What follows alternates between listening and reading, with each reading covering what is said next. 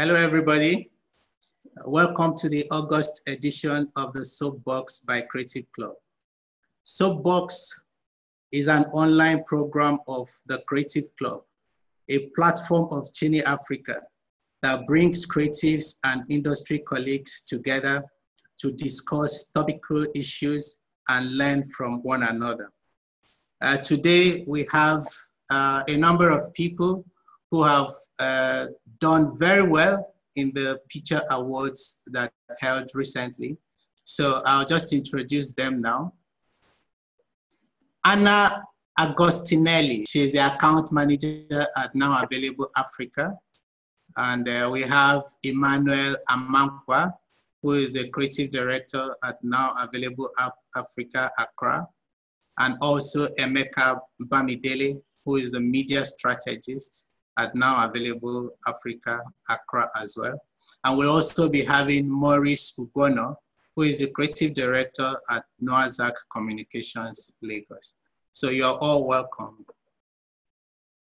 Thank you. Yeah. So first of all, I'll have to congratulate you for doing so well at the Picture Awards.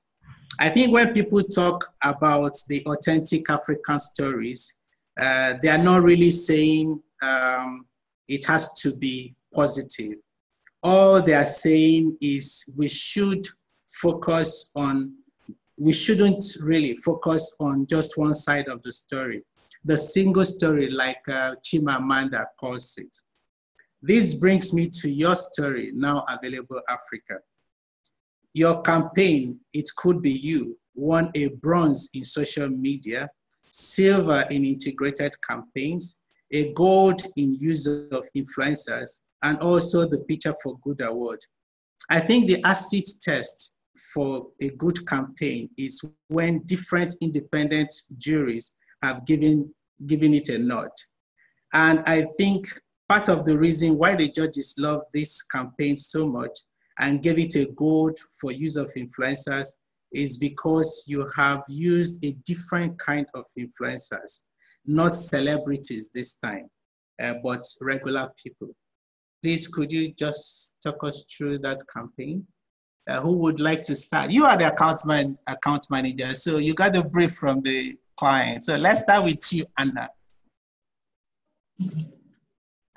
So we've done some interesting behavioral change campaigns in the past, but when our client approached us last year, they're called Time to Change Global, based in the UK, and they're an NGO that have been dealing with mental health issues for over 12 years. We thought this was quite an interesting bit to it, and we saw that, okay, this is a different type of behavioral change campaign. Now, it started from the issue of stigma around mental health issues. The problem is, especially in Africa, the moment you say mental health problems, people spontaneously, automatically equate it to madness. So that is the issue. So our campaign objective was really to make people more knowledgeable, educate them, just so they change their perceptions and intended behaviors to people living with mental health problems. Now, how do we go about it? So our strategy was to, before that, research showed that 1 in 5 people in Ghana, globally is 1 in 4 people. 1 in 5 people in Ghana, and even in Nigeria, is 1 in 5 people do experience mental health problems. So they are really, really, really common than we ever think. Also, this is a topic that, especially here in Africa, people are shy away from it. It's more or less like a taboo topic, a touchy topic, so people don't want to talk about it. Even people that have relatives that have these issues on a daily basis. So we had to understand ourselves that, you know what, there's a wide spectrum ranging from anxiety, depression, those are the milder forms, to schizophrenia. So we needed to educate ourselves a lot, and also we needed to educate the public. So we went about it in a very strategic way, using the insights and our behavioral change model. we sought to make the message personal. So definitely 1 in 5 is a lot closer than we think. So the commonality aspects of it, that's how come we came about with our creative message. And Ima is going to talk more about that. But we came up with our campaign idea, which says it could be you. And this kind of called out to people to realize that, wow, this is really more common than we think. So it's something we need to take it serious. Second, you mentioned the use of the kind of influencers we used earlier. So we leverage on empathy cues, and we use real people with real stories. Now, these are people called champions who are influencers. They are people that have had mental health issues in the past, or they are still living with some kind of mental health issues. So we spoke to them because there was a program, a social contact program going on already, where they would go out and speak to people one-on-one. That has proven to be very effective. So we got them in, we listened to their stories, and then we use their real stories to tell people more about these issues. And then our third phase of it was to educate people. So we busted myths.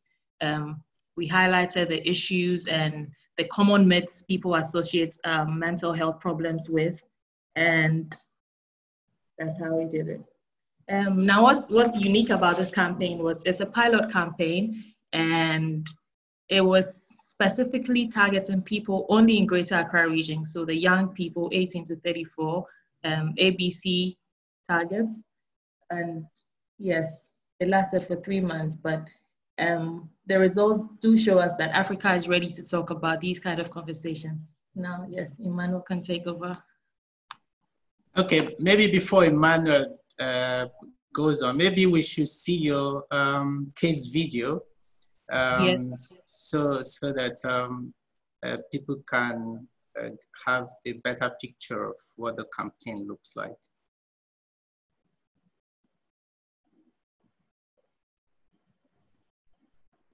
Nnamdi, are you going to show it? Yes, I'm going to show it. That's fine. All right.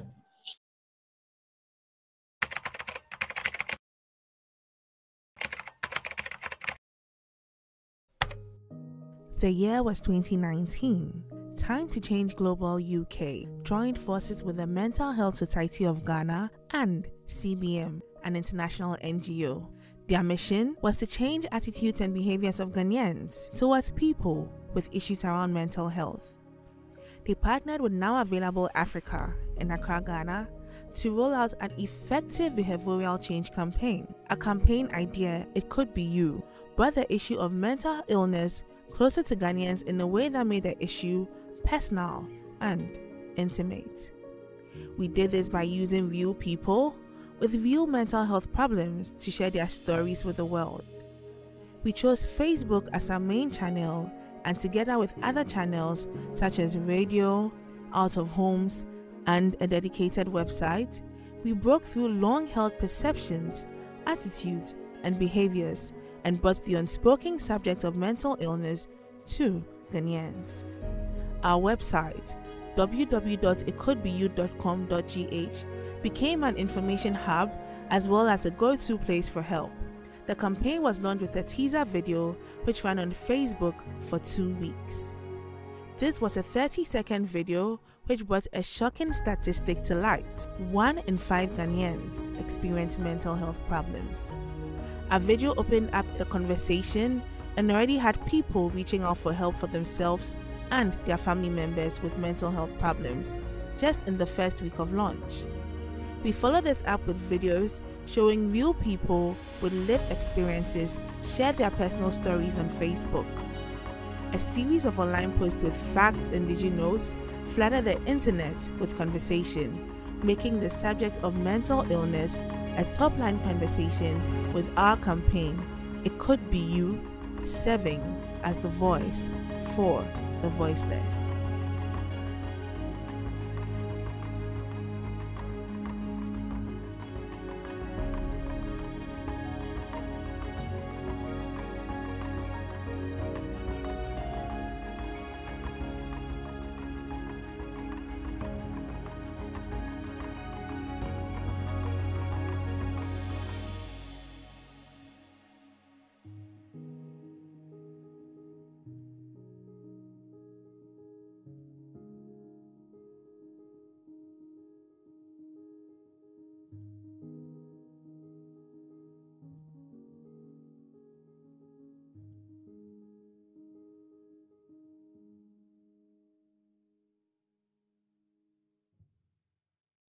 Okay, so Emmanuel, you were going to say something about this campaign.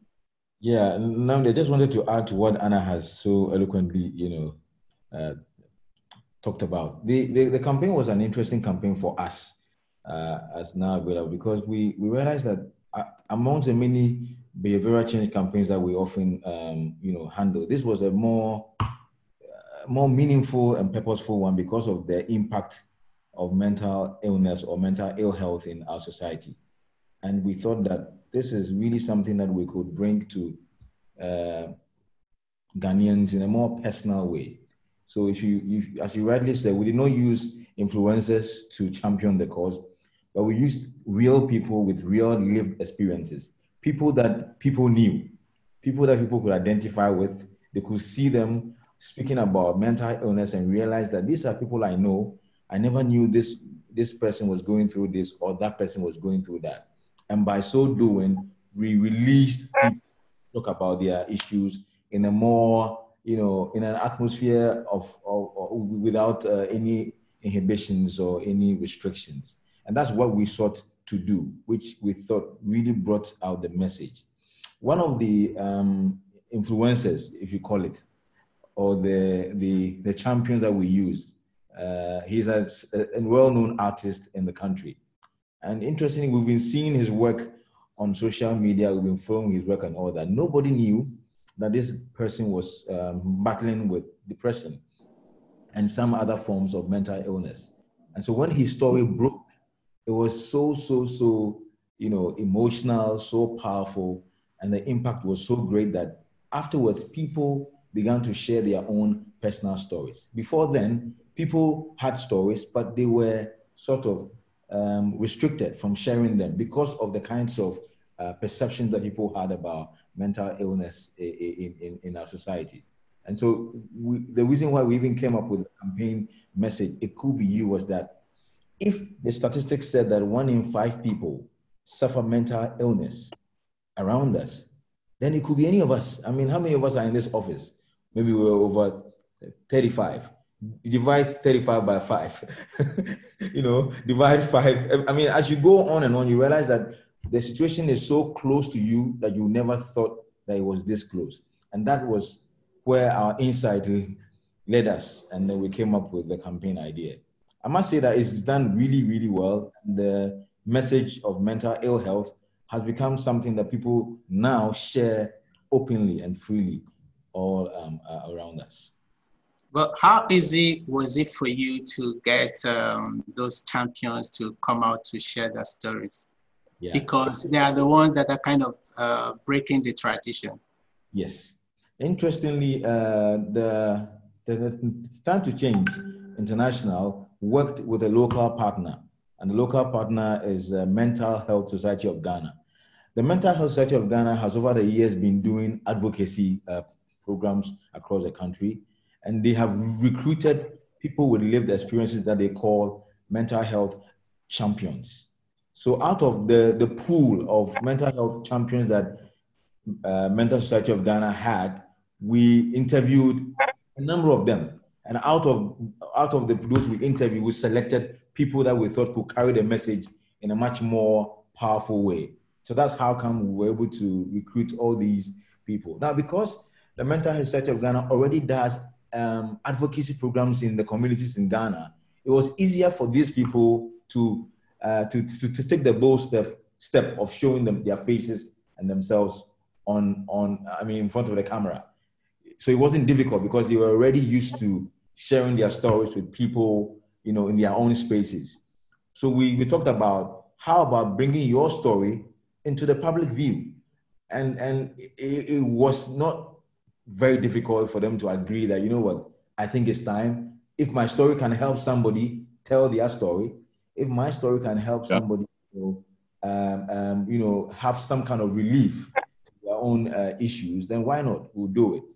And so it wasn't really difficult. It was easy, and it was really, really, really enjoyable for us. It was wonderful spending time with these people, hearing their personal stories, and then allowing them to share with a wider audience. Really, really, really, really impactful. Okay, that's fantastic. So it wasn't really them doing something new, but doing more of what they had been doing. amplifying what they've already been doing. Amplifying what they were doing. Yeah, so Emeka, you handle the media strategy.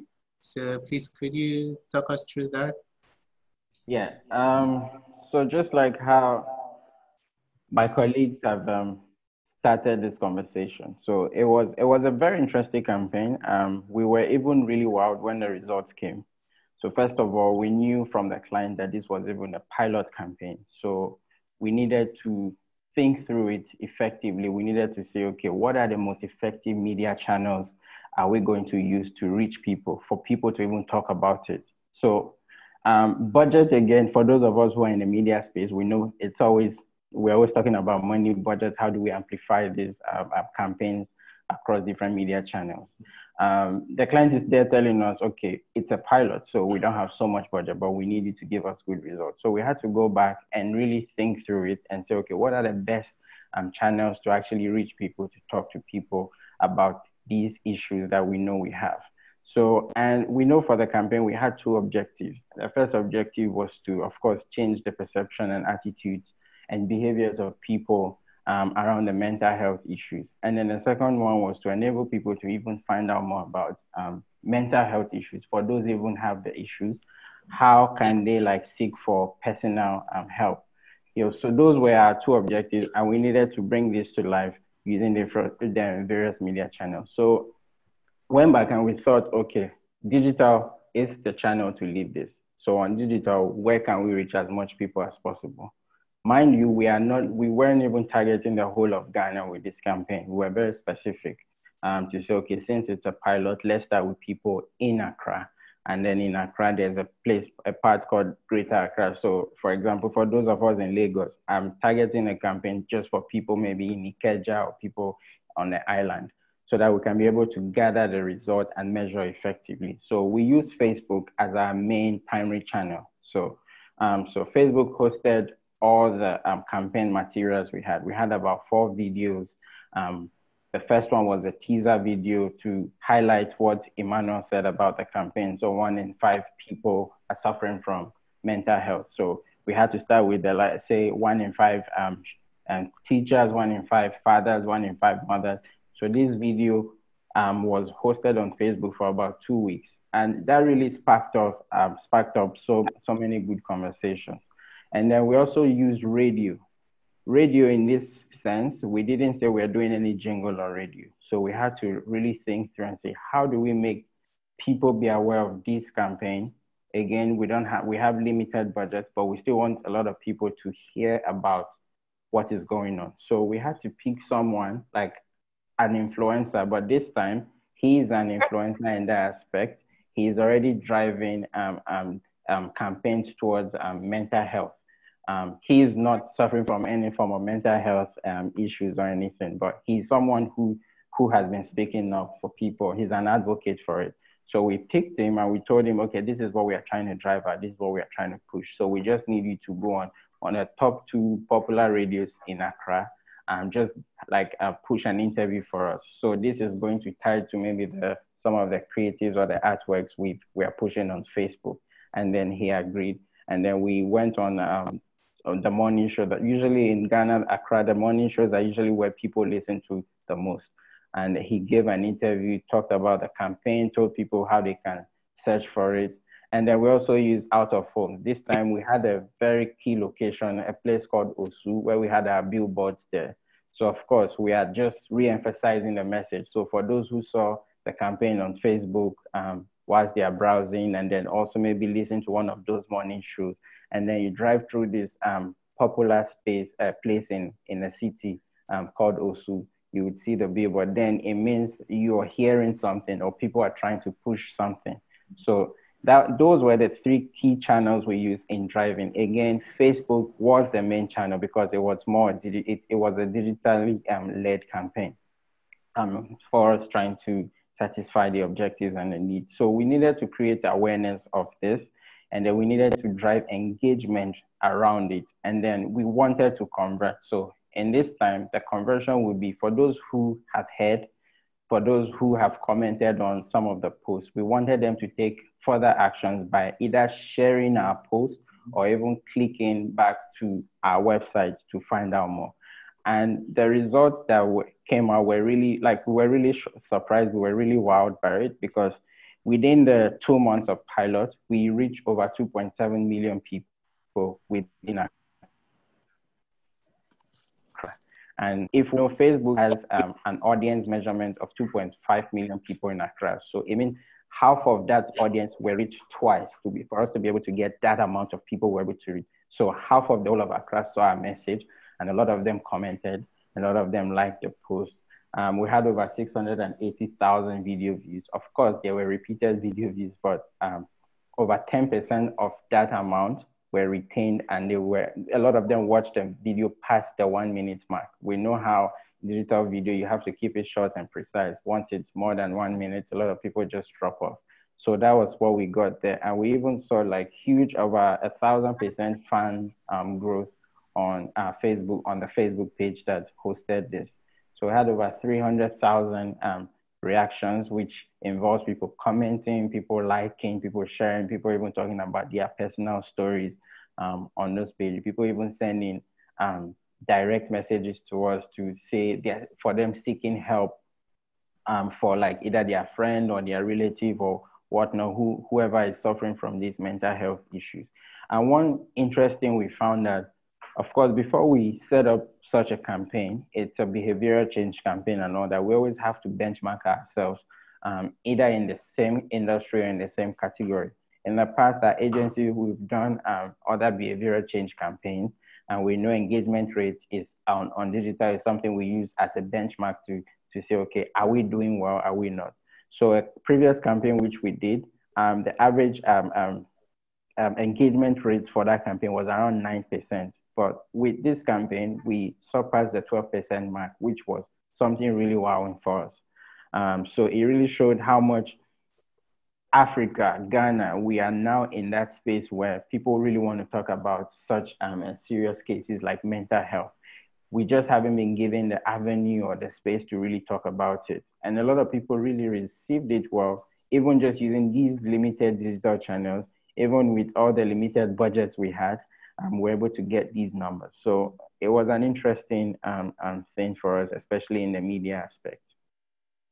Yeah, that's really great. And those are fantastic results.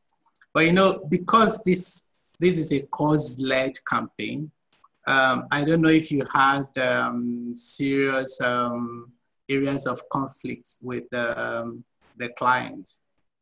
Because it looks like everything is tailored to what the client will easily accept. But did you have areas where the client said, no, I don't think that this will do well for the brand, let's do something else? And then you had to convince the client to go in your direction. Did you have, or it was just smooth all along? Yeah, no, I'll let you in. Let me just say this. Nnamdi, yeah, it wasn't all, all rosy in the beginning. I think where we had issues of conflict with the client was on the use of terms. So, for example, we were used to saying mental illness, all right?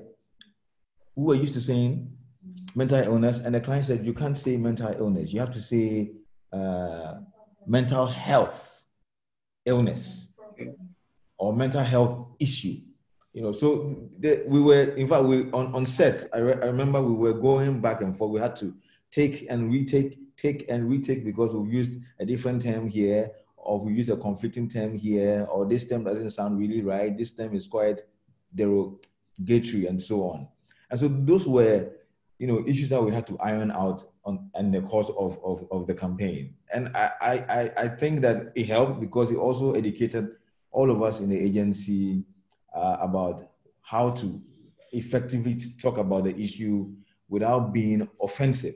Because sometimes if you have not been in a situation, you talk about issues in a way that may seem offensive, but you'll be oblivious about the effect of your words or your descriptions on people who have lived experiences.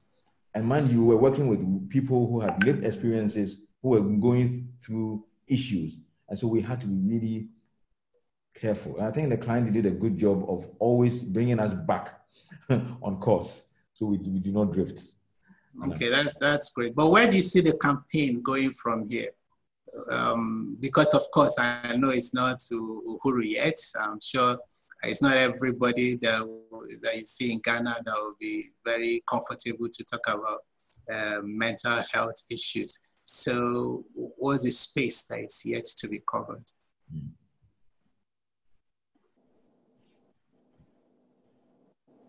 Anybody? Yeah.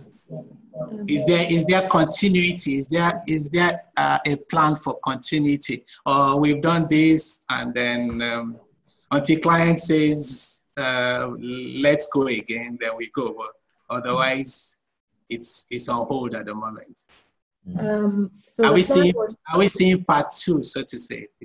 Yes, hopefully soon. The plan was to see part 2 even bigger this year, but the whole COVID situation kind of slowed down progress on this and kind of halted the fan. So we're hopeful that next year we can go bigger. And now it's really evident in the success of this campaign that Ghana is ready to have this kind of conversation. Africa is ready. Africa is also ready to have this conversation. So whereas this was a pilot campaign where it was just one region, we're ready to take it on a regional level. We're ready to take it on a regional level to speak to the whole country and to speak to Africa at large. Now, there are people that obviously do not want to put their problems out there in public. So what the website done, the other layer of the website, apart from being an information hub for people that want to find out more about mental health problems, there's actually a number there where you can call in if you have issues and you don't want to talk about it, and they can direct you to a psychologist or a psychiatrist, be it what your needs are. They can actually book an appointment for you so that you don't have to tell the whole world about it or tell the whole public about it. Okay, yeah, that's good. Yeah. Nnamdi, I just want to add a bit to what Anna has just said. Also, because we with Mental Society of Ghana, it's very easy because they themselves were already in a space where they were doing work in the communities, raising awareness and so on. So the pilot, even though it was a pilot campaign, it has served to to give more arms to what they're already doing, and so it's easy to now amplify whatever they do online because the campaign platform has become a sort of a stepping stone for them to even, uplift and amplify what they're already doing. Okay, all right, thank you. Yeah, Ernesto, your campaign, we actually scheduled to discuss that tomorrow. So we will not be discussing your campaign today, but feel free to contribute to other issues that we're talking about. So I'll be moving on to Maurice and Emmanuel now. Two of you were in the heritage jury. Would you say the materials you saw, whether they won or not, were very representative of Africa? Yeah. Maurice, you go first. Maurice okay, Maurice is taking us on a cruise, as I can see. Our line of business. Initially, this time was very free. Then all of a sudden, client calls, and you just have to hop in the car. And I'm at the set right now, hoping to finish up this session. Then I can just go take my place driving a particular project. But yes, back to your question. Yes, what surprised me more than anything was the depth of relevant cultural insights. We found campaigns that try to reflect the situation as it is. For example, a few from the agency that I work with. Surprisingly enough, a few others from other agencies. What gave us a bit of joy and happiness was that regardless of whether it was a campaign that ran in Nigeria or in Ghana or in other markets, there was some sort of cultural insight that you could hold on to that permeated closely through much of the campaigns that entered for the Pictures Award, so for the Heritage Award. So it was quite gladdening to know that people are not just trying to sell products for product's sake, or just do creativity for creativity's sake. There were timestamps that show that, oh, this was birthed out of a particular time based on a particular way people were feeling at a particular time, you know. So there were quite a number of creatives that were judged that reflected the heartbeat of Africa, that told the story of Africa, that was very much us. And it was very reassuring. And I think some of them even won, as a matter of fact. So you could name a couple of them. Yeah, I think there were quite an abundant number. Yeah, okay. Well, we're going to talk about details about the campaigns later. But but really, when we say something is African, what do we really mean? Today, we are talking to mostly a homogeneous group, because everyone is, apart from Ernesto, every other person is from English-speaking West Africa.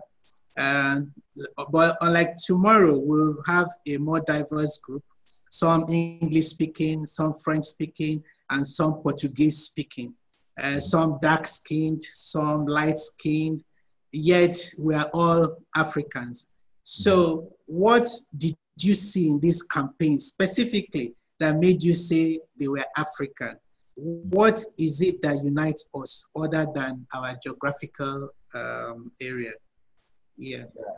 Nnamdi, I would like to say that, of course, as Maurice has rightly said, what we liked about the work for this year was that they were representative. In fact, we had work from Nairobi, Kenya, work from Dakar, Senegal, Lagos, Nigeria, Cape Town, Joburg, and so on. So you could see that on our plate, we had work that came from all over.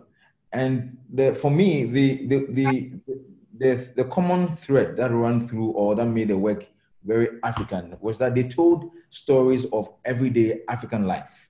And that, for me, is what gets the African to tick. If they can see, people can see themselves in the stories you are telling.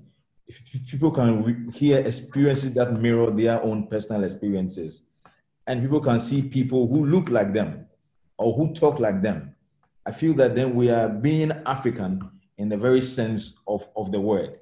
I don't want to veer into culture, because culture is quite dynamic. And so our way of life keeps changing with time. We've got lots of influences from other parts of the world, and they all help us to become human, I feel. But for me, what ran through all the campaigns that made them look African was that they told stories of everyday African life. They did not mimic a Western story.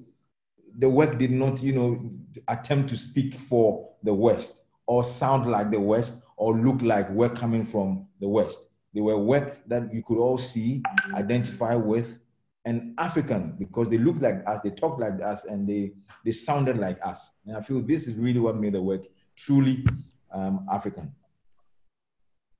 Okay. If I could, yeah, please go ahead.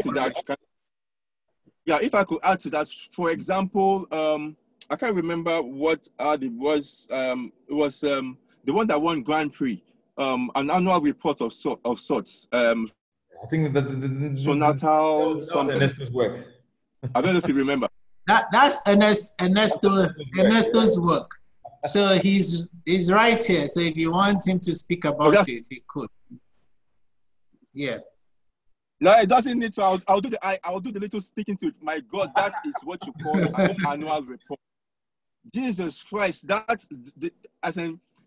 okay, so annual reports are usually things that some creative agencies don't like doing, because it's annual reports. Just put the figures in, do a little bit of design for the cover.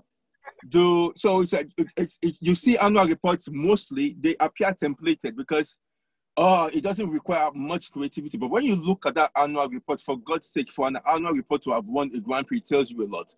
It was vivid with color. In fact, you look at that annual report and you think it should have been a Dulux ad, or a Dulux, or like an ad made by a Kodak or a color-centric, vivid company, right? So, but in it as well, you'll find everyday normal human beings, people being used as the faces of what they were using to tell the story of the annual report in itself. And it was just different. It was fresh. It was dynamic. It was cool. Hello? All right. So okay, there was also another one. But, sorry, let's bring in Ernesto. Yeah. The thing was, Sonatel is a company with a big impact in Senegal, huge impact. It is just the biggest company in Senegal. First taxpayer, first employer, many social and environmental projects. But when it comes to telling that story, all we had is just a very boring annual report. You know, every year they just publish the annual report. Nobody cares. And so it was just filled with large figures. Okay, we did that, we did blah blah blah blah, but nobody cares about it. You know, the general public doesn't care about this kind of document. So when they come to us, they said, okay, this year we have great things to announce. You know, with this annual report, we want to involve more people. We want to get people interested in what we have to say. So the project started there, and then what we did, we just take the brief and we started thinking about it, and we said, okay, maybe we need to tell another story, because we really know that nobody will get interested if we keep doing the same thing. So we come back with a new comms platform called Human Insight. Human Insight is just something that we wanted to really as a brand to do, because it puts people when I say people, I said just real people at the center of the use of technology, and this is exactly our starting point. So when we developed this idea, we briefed the creative teams, telling them, okay, this year what we want to do, we want to go to a completely different territory. We want to tell real story and of real people, and so what can we do that can be different in this year's annual report? So it started there. So we had many brainstorming sessions. Okay, what we can do, how, and that's where somebody came with a very bright idea, very nice idea, a creative. The proposal was very simple. It is just, okay, what if we take real people and organize a photo shooting where they can tell their personal stories. They can be street vendors, they can be tailors, they can be housekeepers, mechanics. We see them every day in the streets, but no one knows their story. No one knows their personal struggle. What if we just decide to bring them, get them talking about their personal stories, and that started there.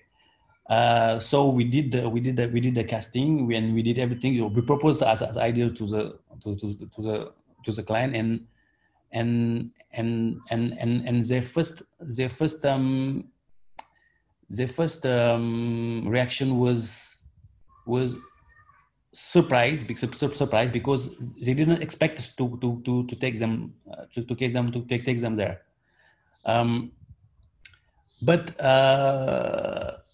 since the project was very well presented, they accepted the idea, because he said, okay, this is something very uncommon, but let's try to do this. And this is where we started developing this campaign.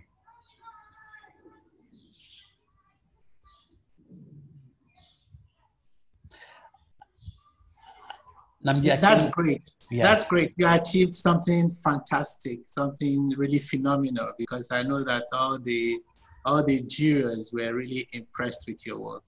So whatever you set out to do, you set out to do something different, and you went well above that aim of just doing something different, but doing something fantastic. So congratulations. And, thank you.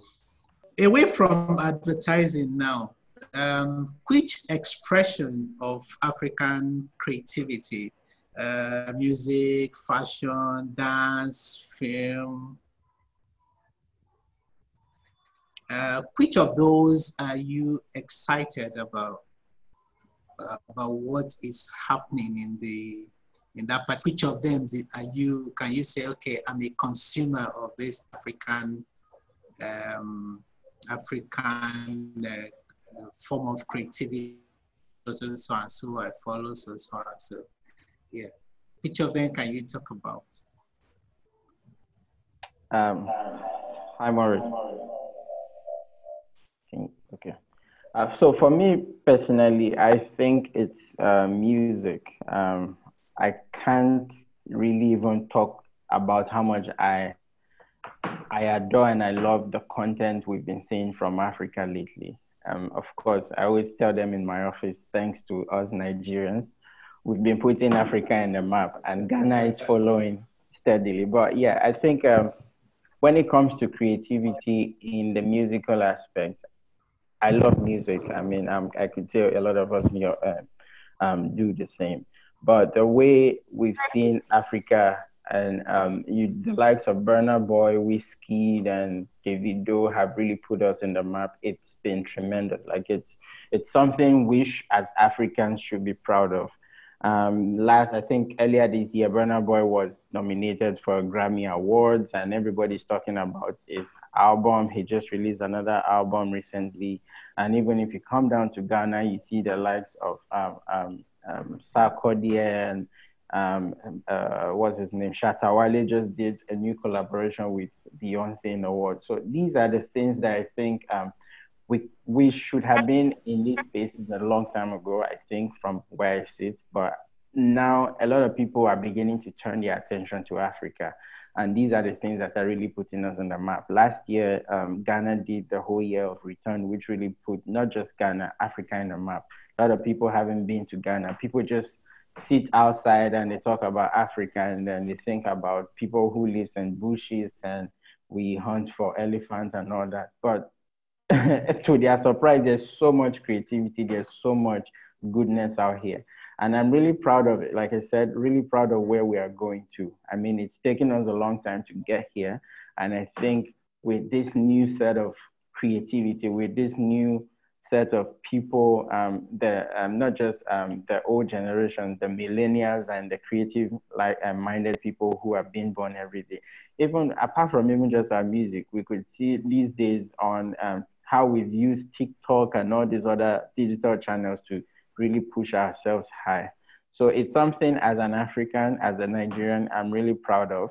Even if that is one thing I think we can all carry within ourselves out there to really push. We should really hold it strong because it's something that is here to stay. That is my take on the creative art when it comes to music for Africa.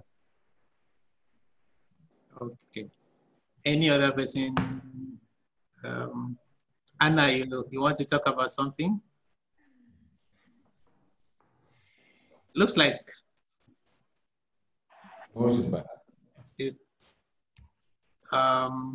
Emmanuel, okay? Yeah, Anna, yeah, we were waiting for you to speak. Looks like you froze for a while.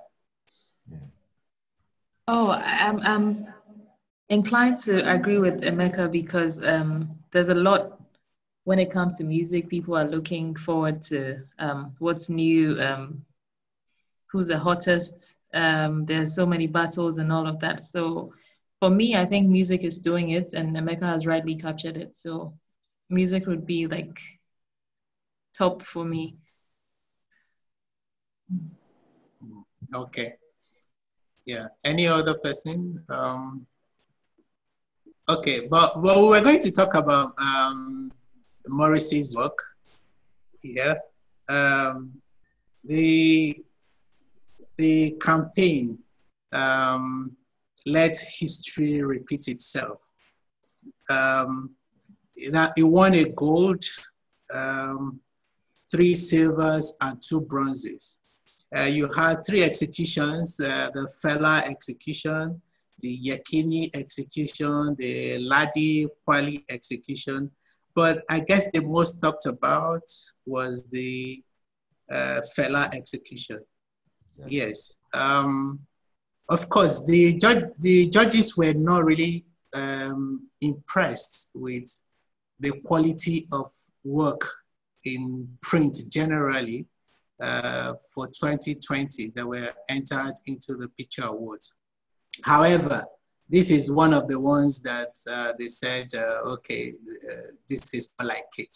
So can you tell us why? And I noticed that this is actually not from a client, but a work that you did for yourself. So can you tell us about what made this work so great, and why we are not seeing great print work being commissioned by clients at the moment? Okay, so it's the question, like if I asked why aren't, I'll start from the last one, why aren't great works maybe of that nature being commissioned by clients? Because they are driven by the impulse to sell. Of course, you can sell your brand or perhaps sell your product, but you should also be able to sell a purpose, which, for example, the campaign of mental health I will just discuss a couple of moments ago, it's something about purpose. And it just, if you're able to plug into something of that nature, then you have a place on the table. No matter what you sell eventually, I mean, people will just gravitate to it. I must say, it's a bit challenging in such a market like ours, where everything moves at the speed of thought.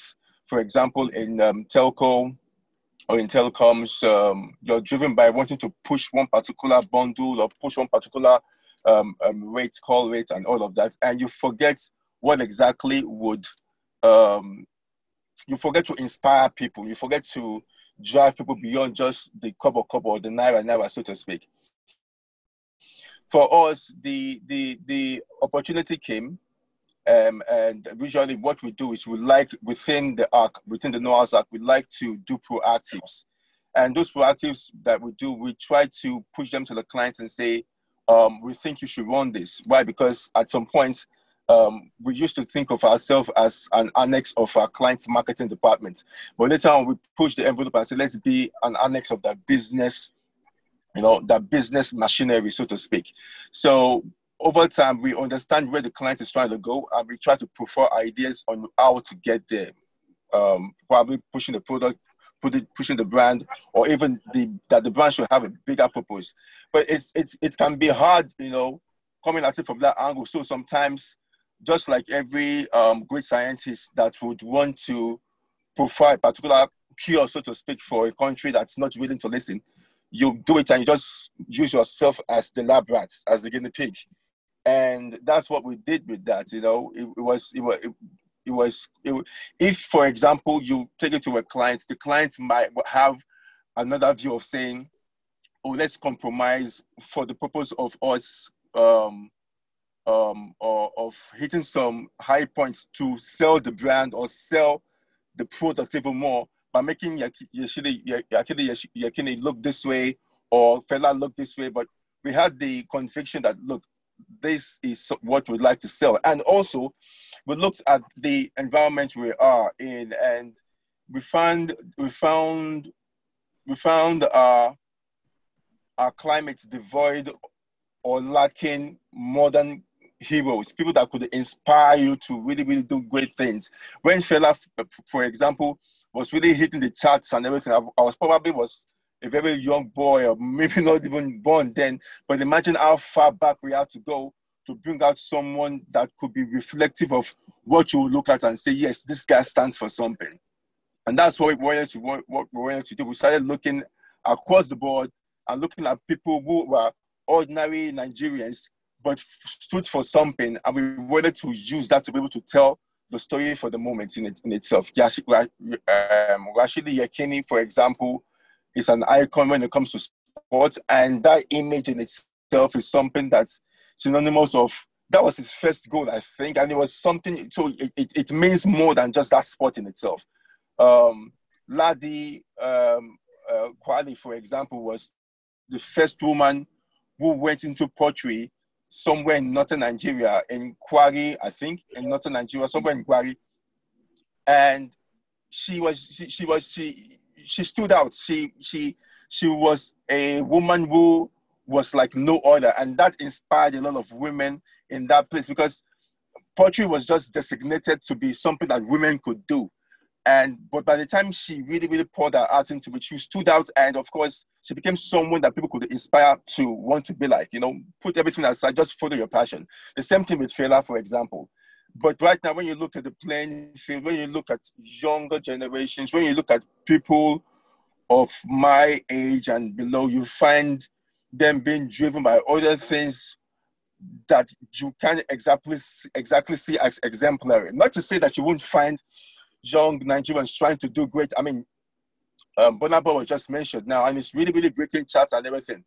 But we felt like the Rashidi Yekini was an icon that, regardless of where you are in Africa, it would be recognized. So when we had those sets of acts, for example, in the being judged, I couldn't even speak because there were ads that came from my company. But I was glad to hear that it resonated across the board, and everybody understood what we were trying to say and what those icons really stood for. And that's how I think it won, really. Okay, thank you for that. Can I add something to what Maurice just presented us? Yes, please go ahead. I absolutely love these artworks. They are very and well executed, and I totally agree with what he just said. African brands sometimes are afraid to take this kind of purpose-led campaigns. We often see that in our markets where we have to push our brands to do so, and I think that more and more brands should try to have those kind of campaigns, because now we just start to see that the public is expecting brands to take a stand and to speak about those issues, like the mental health campaign. When you speak with people, now you start to realize that they don't expect just brand to sell them products, to talk only about their products or the services. And we really see that in our markets when we arrive to convince clients to do so, to have this kind of campaign, because sometimes it's not just something that they send us on brief. We just spontaneously come to them saying, okay, we think that the role of your brand is to do this, to do that for the good of society, and you will have a great benefit for doing it. And sometimes it works. Sometimes we do that, and clients, okay, let's try to do it. But things are really positive when we do it. I just tell you a story. We for the picture awards, these picture awards, our intention was not to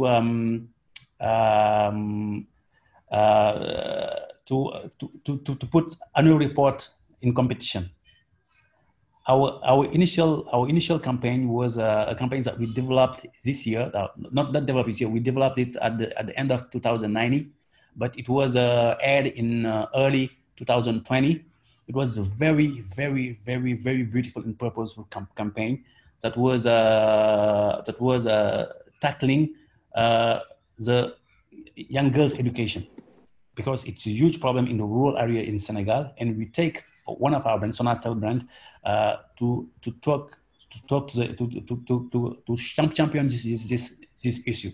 A very beautiful campaign. But when we see the rules, we get info that we cannot get a 2020 campaign on competition. We were very disappointed because, it's an annual report was just campaigns that we did in 2018. Yeah, we already won other prizes but we didn't want to do it. So we were very happy to have the Grand Prix, but we think that this campaign annual report allowed us because other brands saw what we did, allowed us to sell other brands purpose-led campaigns, and this is very important that that agencies push that to their clients, because this is the only way we can move things forward. Yeah, that's great. So we're looking forward to more great campaigns coming from Character. Yeah. Okay, this campaign came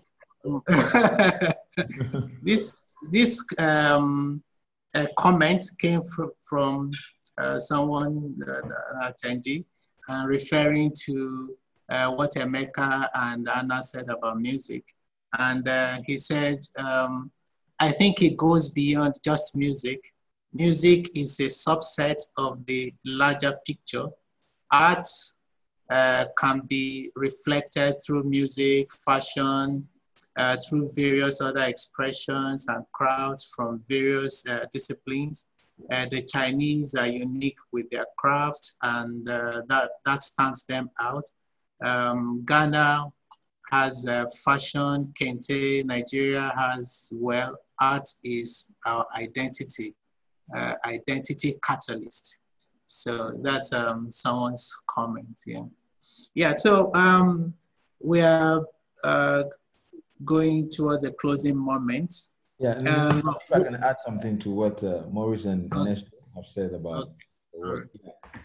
I have to say, Maurice, wonderful work on the let history repeat itself. I think what I'm taking from this is that agencies must begin to push clients by doing these kinds of work, even when they have not been commissioned. Because I think the only way we can prove to clients that these kinds of purposeful work really work and can sell your brand as well as your product is when we do it for them and show them the results. And then I think that will eventually begin to push brands to understand that this is what can work, and we need to now support with resources. Because I think what Noah's Ark did was they were not commissioned. Okay, they commissioned themselves and pushed this kind of work. And we saw the results, we're happy with it. So I think these kinds of things will make clients begin to realize that it's time. And this is the only way we can push them. We push them to the edge, and then they'll jump. All right. Yeah, that's very true. Okay, yeah, I was going to say that's very true. In today's world, consumers don't just want to be told by a product. They want to know that you identify with their passions, that you identify with their aspirations, and you identify with the things that they care about. So that is a space where brands should try to fill in. Yeah, Maurice, you're going to say something. No, I agree totally. You know, the thing is, I'm sure after your annual reports and the one of the mental health and so many other ones, like what we do for Airtel and everything, you go to other presentations and you hear the client say, yeah, I want you to do it like you did for Sonatel, or how you did it for Airtel. And you're like, okay. Then you begin to walk them through what it will take. And all of a sudden they give up and they start thinking about those things that would hinder those sort of greatness to come alive. I think, like he said, it's when you you don't wait for anyone. You just do it, put it up. They see the results. I'm sure they'll be wishing that it happened to them. So the reason why I'm here, for example, waiting in the car to go upstairs was because of some other ads we've run before in the past. And the client was like, it needs to surpass this. So creativity has its own rewards. And it's just basically the same thing. It's absolutely what everybody's been saying. Okay. All right.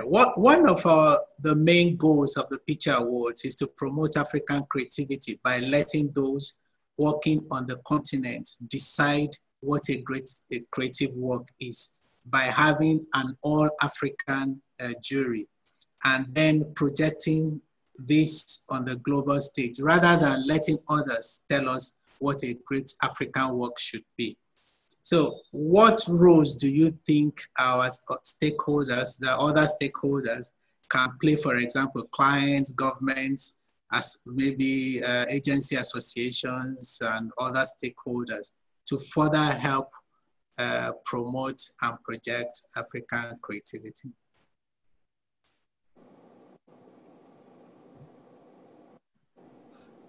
Yeah, Nnamdi, I'll speak for Ghana, and I hope the heads of our associations are not listening to me.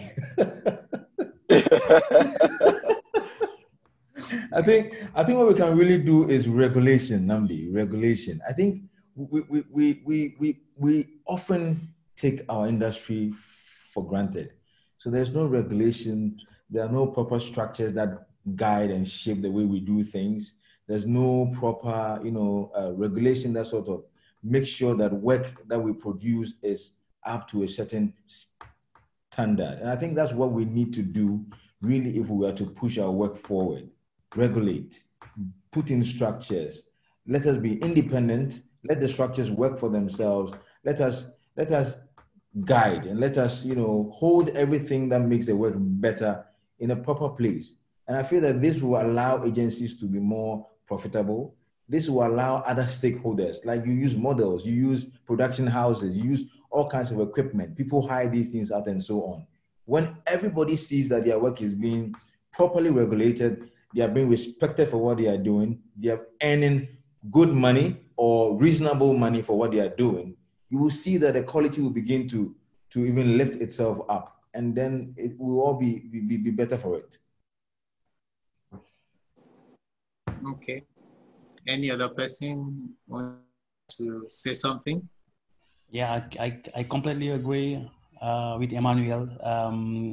Generally, in Africa, regulation is a very pain point. It's the same here in Senegal. We have the same problem, same issue.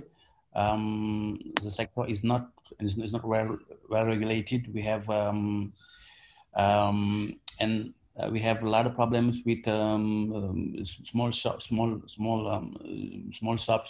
and other freelance workers that are just getting involved in the industry and proposing very low quality creative thinking and execution, because there's no regulation to who should and who should not. And the other problem is also how the relations that exist that may exist here in Africa between the clients and agencies, because I really think that the role of agencies is very is not well recognized by the clients, because many brands can just see how advertising can help them achieve very effectiveness things like sales and brand recognition. But I think that when it comes to seeing the real value of what agencies help them doing, they don't see it like it is. They just think that, okay, communication is something that is much more a thing that we do when everything is okay. And we see it now in the actual context where we have many brands that are cutting budgets They are renegotiating fees, the agency fees, and so that doesn't help the agency. That doesn't help the industry as a whole, because we don't think that we don't really have that. We have that very partnership relations between the client. When I see what some brands do in Europe or in US when they go with their agencies at Creative Festival, showing together the work, defending the work. So you really feel that there is something very, very, very strong between between agencies and their clients, and I really think that this kind of relationship is not like that. Dynamic is very different in Africa, and I think that it's not the best thing for our industry, and we think that we as agency. We should educate clients and getting them understand that, okay, excellence, creativity excellence will come when both parties work in the long term, not just we work this year, so the next year we change agency, or okay, we're gonna chase the least expensive agency. So this is really a thing that we as industry we should work on. That's why sometimes we try to do it every time that we can. We try to involve our clients to Creative Festival. We invite them to go to see exactly what creativity is in Africa. So it is very important that we have this kind of relationship, because it is the most important thing. I think that we can move our industry forward. All right, thank you, Ernesto. Yeah, the last comment I read was actually from Uche Ugoji. Yeah, so last words from anybody. Last words. Anything else you want to add? Yeah. For me, I would say I'll try to keep it very short. Very short. 1 minute, please. One. Yeah, I think both from the agency to the clients to regulations, and we should all just occasionally try to think big. It's not done until you've done it. You know, most of the time everybody is like, oh, Nigerians won't get it and stuff like that. We always think in the matchbox, which is very confining. You can't light a match in a matchbox. You have to bring it out, light it so everybody sees it. It can't be in the matchbox. So we need to, the best agencies that do really, really great works oftentimes are the agencies that are driven by the client wanting to do something different. If the client pushes you to that point and you are not yielding results, the hunger in them will make them go to another agency that's willing to do that. So I think clients, agencies, even regulatory bodies, when you go for awards like CHINI takes us to Cannes, for example, think big. And, you know, I think thinking is the first thing, that orientation, that it doesn't have to be the way we did it yesterday or last year, you know, and just trying to break barriers. Okay. Thank you, Anna. Thank you, Ernesto, Emmanuel, Emeka, and Maurice for taking part in this edition of Soapbox by KreativeKlub. A big thank you to all those in the audience. The second part of this program we hold tomorrow at the same time, 11 GMT +1. And we will have the house panelists from Character, Senegal, Mayanga, Cape Verde, Itoba, Nigeria. See you all then. Thank you. Thank you very much. Thank you. Bye. Bye. Bye.